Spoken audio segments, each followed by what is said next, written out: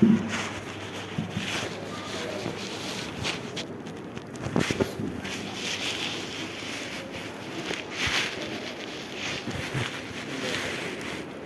مرتبہ درود شریف پڑھ لیجیے۔ اللہم صلی علی سیدنا محمد وعلی آل سیدنا محمد بارک وسلم۔ جو سنتوں سے فارغ ہو چکے وہ آگے تشریف لائے۔ سبحانک لا علم لنا الا ما علمتنا انک انت العلیم الحکیم۔ نحمدہ ونصلی علی رسولہ الکریم، اما بعد۔ فاعوذ باللہ من الشیطان الرجیم، بسم اللہ الرحمن الرحیم۔ ومن احسن قولا ممن دعا الی اللہ وعمل صالحا وقال اننی من المسلمین۔ صدق اللہ العظیم۔ محترم بزرگوں اور دوستوں، گزشتہ ہفتوں سے ہم یہ سن رہے ہیں کہ ایمان کی شرائط 7 ہے۔ آمنت باللہ وملائکتہ وکتبہ ورسلہ والیوم الآخر والخیر قبل الشر من اللہ تعالی والبعث بعد الموت۔ ایمان لایا میں اللہ پر ایسا جیسا اس پہ لانے کا حق ہے، وہ ملائکتی ہی اور اس کے فرشتوں پر، جتنے فرشتے دنیا میں آئے ہیں آخرت میں ہو گئے وہ سب برحق اور سچ ہے۔ وہ کتب ہی، آج تیسری شرط چالو ہے۔ وہ شرط یہ ہے کہ کتب ہی، جتنی کتابیں آسمان سے زمین پر نازل ہوئی ہے نبیوں پر، وہ برحق ہے، وہ سچ ہے، وہ حق ہے۔ کسی کتاب کے بارے میں، کسی صحیفے کے بارے میں، کوئی آسمانی احکام کے بارے میں ہمارے پاس ذرہ برابر بھی کوئی شک کی گنجائش نہیں ہے۔ زبور حضرت داؤد علیہ السلام پر نازل ہوئی تھی، یہ ایک مکمل کتاب تھی، آسمانی احکامات۔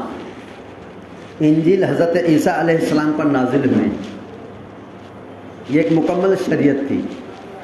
توریت حضرت موسیٰ علیہ السلام پر نازل ہوئی، یہ ایک مکمل کتاب تھی، یہ ایک مکمل شریعت تھی۔ 3 اور چوتھی کتاب جو عظیم الشان کتاب ہے وہ قرآن پاک، جو حضرت محمد صلی اللہ علیہ وسلم پر نازل ہے۔ کتنی کتابیں ہو گئی؟ توریت، زبور، انجیل اور قرآن پاک۔ یہ 4 کتابیں آسمانی ہیں، مکمل ہے اور یہ شریعت ہے۔ اور جو نبی پر شریعت احکام آتے تھے، کسی نبی پر کوئی شریعت، کوئی کتاب جب آتی تھی تو وہ اس کتاب کی، اس شریعت کی بات کو اپنی قوم اور امتوں میں پیش کرتے تھے، اس کی دعوت دیتے تھے۔ اور اس دعوت کو دینے کے لیے آدم علیہ السلام سے لے کے حضور اکرم صلی اللہ علیہ وسلم تک کم و بیش 1,24,000 نبی دنیا میں، ایک ہی کام تھا، آسمانی پیغام کو زمین پہ رہنے والے بندوں تک پہنچانا۔ بندے اس کو مانے تو پہنچانا، نہیں مانے تو پہنچانا، قبول کرے تو پہنچانا، انکار کرے تو بھی پہنچانا، اکرام کرے تو پہنچانا، اور اگر اس کے ساتھ انہوں نے ظلم، زیادتی اور تشدد اور قتل اور غارت گری بھی کچھ بھی کرے تو بھی پہنچانا۔ یہ کام انبیاء علیہ السلام کا تھا، اور جب تک نبی کا دور گزرا ہے اس وقت تک کسی ایک عام آدمی نے اس دعوت کے کام کو نہیں کیا۔ جتنوں نے کرے، نبی ہونے کی بات کرے، رسول ہونے کی بات کرے۔ جب اللہ کے رسول صلی اللہ علیہ وسلم پر جب نبوت مکمل ہو گئی تو پھر اللہ رب العزت نے اس امت کے حوالے کام کر دیا کہ اب قیامت تک کے لیے کوئی دنیا میں نبی نہیں آنے والا۔ جو آئے گا اگر دنیا کے اندر نبوت کا دعویٰ کرے گا کہ میں نبی ہے، اس بات کی دعویٰ کرے گا، وہ کافر۔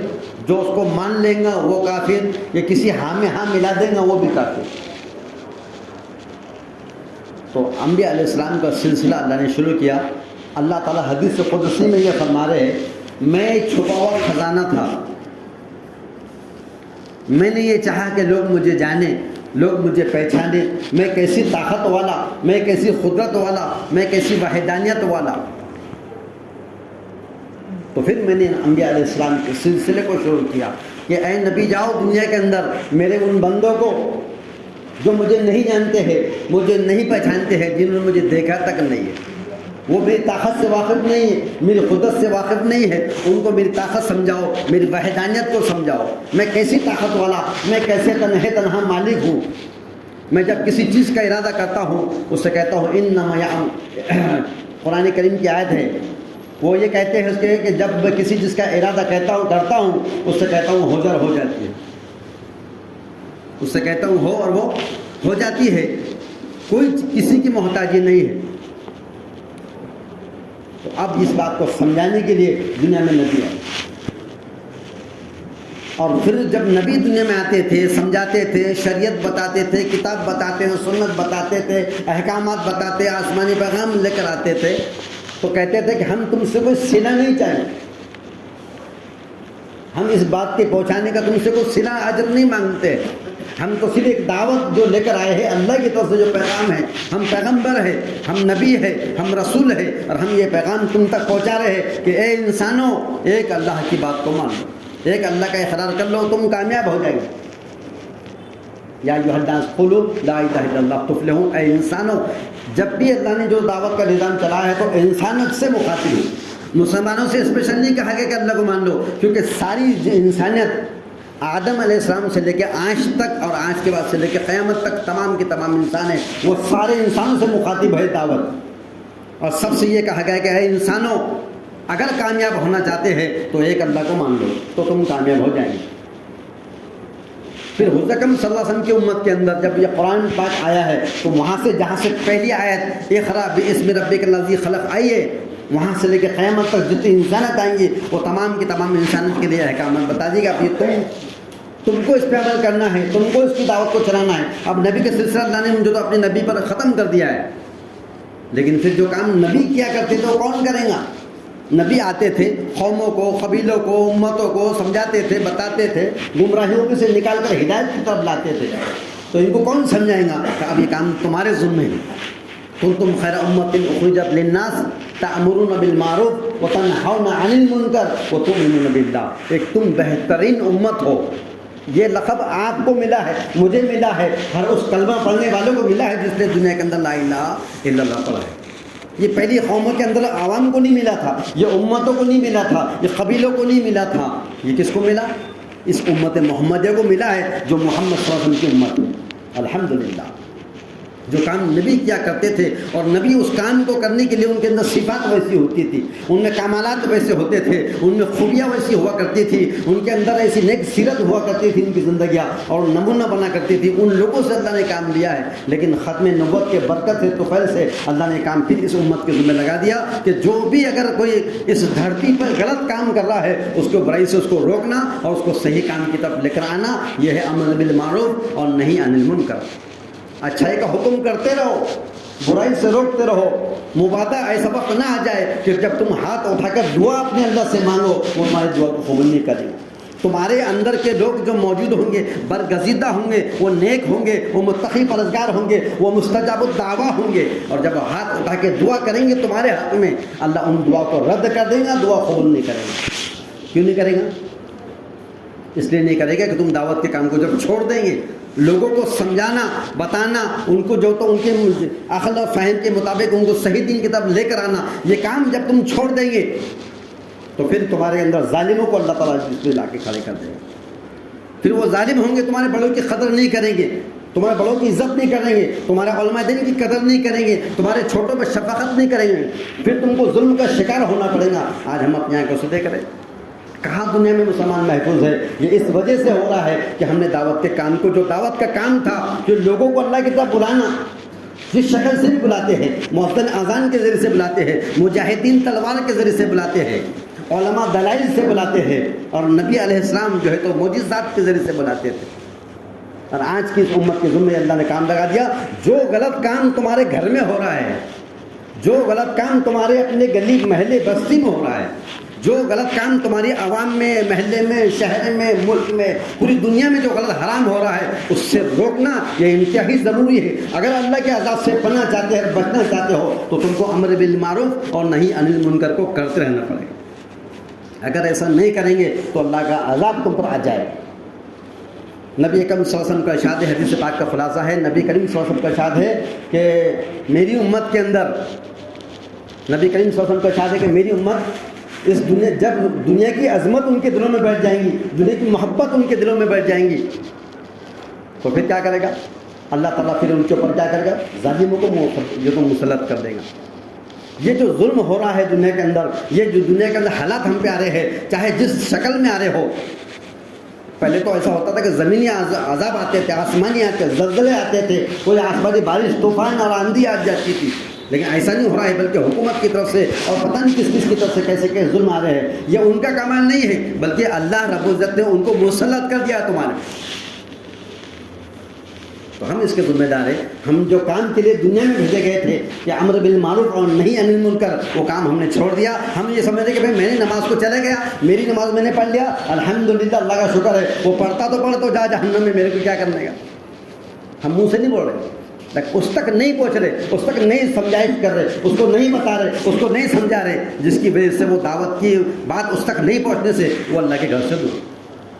اس کے بعد جان ہے، اس کے بعد مال ہے، اس کے بعد وقت ہے، اس کے بعد صلاحیتیں ہیں، سب کچھ ہے اس کے پاس، لیکن اس کے اندر اس کی عظمت نہیں ہے کہ میں کیا کرنا چاہیے تھا، کہ مجھے اللہ کا حکم ہے تو وہ ضروری ہے، اللہ کے گھر میں آنا ضروری ہے، لوگوں کو سمجھانا یہ اس کو نہیں معلوم ہے۔ جب تم سمجھا دیں گے تو کل جب دعوت اور تبلیغ کی برکت سے جن لوگوں پر محنتیں ہوئی ہیں، وہ کل شرابوں کے اڈے پہ تھے، وہ جوئے کے اڈے پہ تھے، وہ زنا کے اڈے پہ تھے، لیکن جب ان کو اٹھایا گیا وہاں سے اور ان کو سمجھایا گیا، ان کی داڑھی ٹھوٹی میں ہاتھ رکھ کے گشتوں کے ذریعے سے جب ان کو یہاں لایا گیا، تو آج اللہ کے فضل سے وہ ایسے بنے ہیں۔ لوگ ان کی مثال دیتے، انگلی اٹھا کر کہتے ہیں وہ جو جا رہا ہے نا، وہ پہلے ایسا تھا، آج وہ جماعت کی برکت سے آج ایسا ہو گیا۔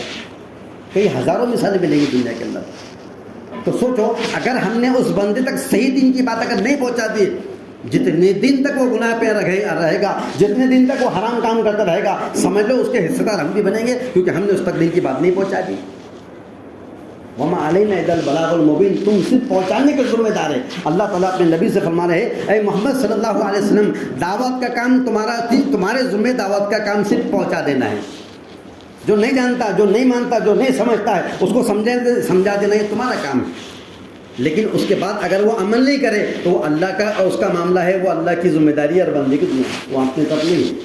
لیکن اے محمد صلی اللہ علیہ وسلم، اگر دعوت کے کام کو تم نہیں کرو گے تو ہم تم سے پوچھیں گے، اور دعوت کا کام کرنے کے بعد اگر وہ لوگ نہیں مانیں گے تو ہم ان سے پوچھیں گے، تم سے نہیں پوچھیں گے، کیونکہ قیامت تک نبی تو نہیں آئیں گے دنیا کے اندر۔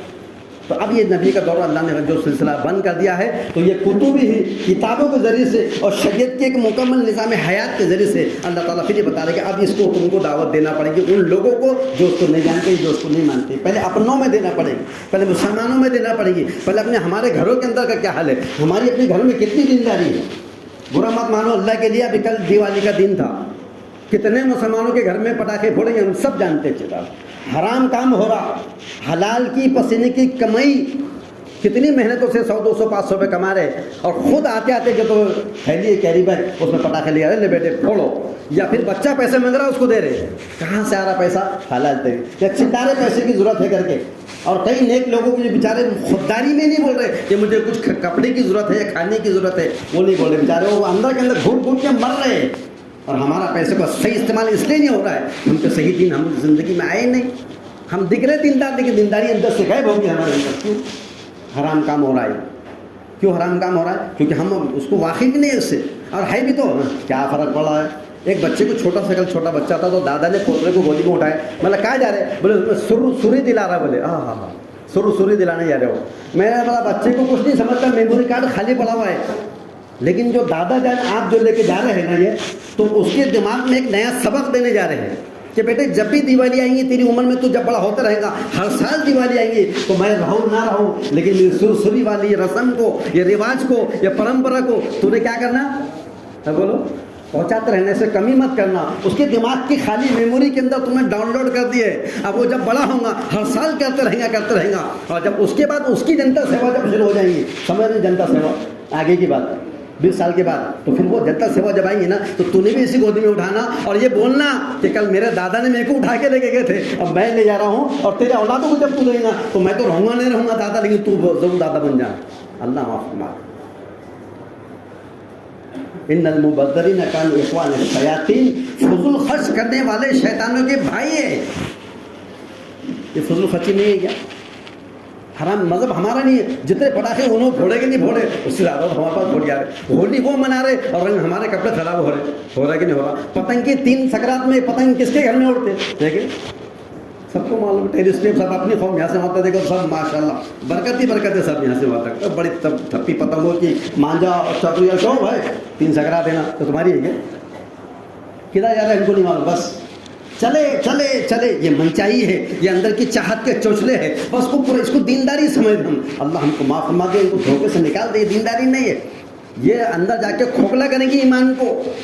خدا نہ خواستہ کبھی اگر یہ ہم گناہ کرتے رہے ایک وبال بنے گا. جیسا کوئی زخم ہمارے جسم میں ہو جاتا ہے نا, کوئی چھوٹی سی پھانس چپ جاتی ہے, پھر وہ اندر جا کے ٹھس ٹھس کرنا شروع ہوتی ہے. پھر ایک ایسا وقت آتا ہے کانٹا جب چپ جاتا ہے تو وہ اندر جا کے زخم بن جاتا ہے, اور اندر جب جا کے بن جاتا ناسور بن جاتا ناسور. اور وہ بننے کے بعد پھر کیا ہوتا ہے معلوم, وہاں پر وہ آہستہ آہستہ اوپر چڑھنا شروع, اس کو کاٹ کے نکالنا, نہیں نکالے تو وہ تکلیف دیتے رہتا ہے. ہماری نسلوں کی حفاظت ہمارے ذمے ہے. لوگ سمجھیں کہ میں نے میرے اولادوں کو پیدا کر دیا, چھوٹے کو مکتب میں بھیجا, بڑے کو جو ہم نے اسکول میں بھیجتے کالج میں, اور بعد میں اس کو جو تو اس کی شادی کر کے اس کو دھندا پانی کھول دیے. یہ باپ کا حق نہیں ہے, یہ وہ خود اس کی وہ اس کے اپنے پیروں پہ کھڑا ہو گیا. وہ سب کر لیں گا. اولاد کی ذمہ داری ماں باپ پر صرف تربیت ہے.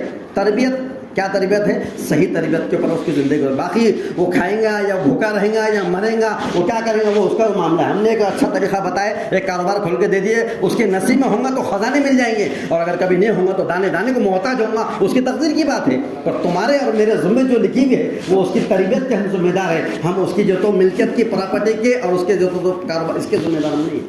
ٹھیک ہے, آ گئی دے دیے, کاروبار کھول ڈالے, ایک گھر کے 4 گھر دلائے, وہ الگ بات ہے, دے دیے, دینا تھا چلو ہوگی بات. لیکن تربیت اگر اس کی تربیت نہیں ہوئی تو تمہارا جان تمہارا مال جو گاڑے پسینے سے محنت کرا ہوا ہے وہ تمہارے اور جان اور مال اور اس پراپرٹی کو وہاں خرچ کریں گا جہاں اللہ کا حکم ٹوٹتا ہے, وہاں خرچ کریں گے جہاں پر نبی ناراض ہوتے ہیں, وہاں خرچ کریں گے جہاں پر اسلام نے منع کیا ہے, جہاں اسلام کا حکم ٹوٹتا ہے وہاں جا کے خرچ کریں. کیونکہ سب ساری چیزیں اس کے پاس مل گئی, لیکن جو قوت ایمانی تھی, جو اس کو گناہوں سے روکنے کی طاقت تھی, وہ اندر پیدا نہیں کرے. جو تربیت کا نظام اس کے اندر بھرنا تھا وہ نہیں بھرے, تو اب وہ کیا ہوگا, وہ مال تمہارا جو تم تو ہم تو چلے جائیں گے قبر میں, لیکن جو پراپرٹی کے مالک بنا کے ہم نے ان کو چلے گئے تو پھر وہ اس کے پاس صلاحیت نہیں ہوگی, استطاعت نہیں ہوگی, اس کے اندر وہ خوبیت اور جو تقویٰ پرہیزگاری نہیں ہوگی, تو جس کی وجہ سے وہ تمہارے جان اور مال کو کیا خرچ کرے گا. تم تو ہم تو قبر میں پڑے رہیں گے, ہم کو نہیں معلوم یہاں کیا ہو رہا ہوگا, لیکن اس کا جو تو بینیفٹ ہے وہ ہے وہ ہماری قبر میں ملے گا. آخری بات, قبر میں حدیث پاک میں آتا ہے کہ جب کسی بندے کا انتقال ہونے والا ہوتا ہے, انتقال ہو رہا ہے ابھی, جب تک ساری چیزیں چالو ہے, جیسی سانس حلق میں سے نکلی, بدن سے روح جدا ہو گئی, اس کے نام عمل کو کلوز بند کر دیا جاتا ہے. نام عمل بند ہو گیا, اب اس کے سبحان اللہ بول نہیں سکتا. پوری دنیا کی طاقت اس کے بدلے میں دولت دے دے, لیکن وہ سبحان اللہ نہیں بول سکتا کیونکہ اس کی روح بدن سے نکل گئی ہے. لیکن حدیث میں آتا ہے کہ جب وہ بندہ جس نے اپنی اولاد کو اگر وہ دیندار بنا کے چھوڑ کے چلا گیا, عالم حافظ بنا کے چھوڑ کے چلا گیا, دین کا دائی بنا کے چھوڑ کے چلا گیا, کوئی اسی خیر کا کام کر جو اس کو ذمہ دار بنا کے چھوڑ کے چلا گیا, یہ قبر میں پڑے رہے گا. اس کے نام عمل سارے اس کے نام عمل میں منتقل ہو. اب سوچو, ہم اچھائیاں چھوڑ کے جا رہے ہیں اپنی اولادوں کے لیے یا برائیاں چھوڑ کے جا رہے ہیں. ہم خود ہماری اولادوں کو دشمن بنے ہوئے ہیں. پہلے ہم اس کے اندر اتنی استعداد پیدا کرو کہ وہ اس کے اندر ڈر خوف پیدا ہو جائے. اس کے جیب میں سے جب مال نکال کے خرچ کرنے کی جب نکالے وہ سوچے میرا مال حرام میں تو نہیں جا رہا, یہ غلط جگہوں پہ تو نہیں جا رہا, یہ اللہ کے حکم کو توڑنے کو تو نہیں جا رہا, یہ اسلام کو مٹانے کو تو نہیں جا رہا, یہ قرآن کے خلاف تو نہیں جا رہا, یہ حدیث کے خلاف تو نہیں جا رہا. یہ ہمارے سوچنا چاہیے. جب ہم ایسا سوچیں گے اس کے اندر کی طاقت بھرے گی, وہ خود ہو کے اپنے آپ کو پاور اس کے اندر کا روکے گا. انسان کو گناہوں سے, آخری بات, انسان کو گناہوں سے روکنے والی جو چیز ہے وہ اندر کا پاور ہے, وہ جو اندر کا تقویٰ ہے جو اس کو روکے گا. اور اگر تقویٰ نہیں تو اس کے ہاتھ میں ساری سلطنت بھی دے دیے, ساری سلطنت کو اجاڑ کر دے گا. اللہ ہم سب کی حفاظت کے عمل کی توفیق عطا فرمائے.